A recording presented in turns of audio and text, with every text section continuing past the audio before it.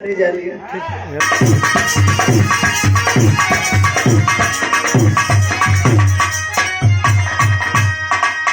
तो चलिए एक जगावे के लेकिन दोहरिया देला मूड बनाओ बजे चला ठीक है पीला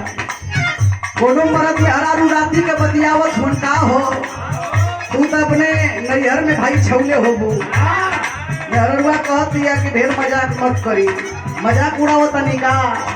तो हम मजाक नहीं की उड़ावत। अच्छा सही बताओ कि दिया से पहले जौन बा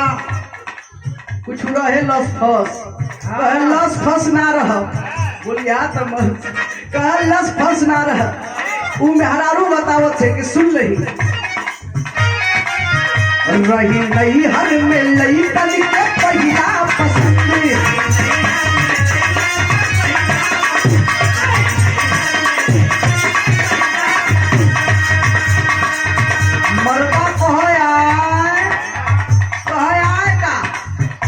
पसंद का मतलब कि वह पसंद ना होला और भी पसंद होला तू मेहरारू कह दिया रही नहीं हर में लई कल के पहिला पसंद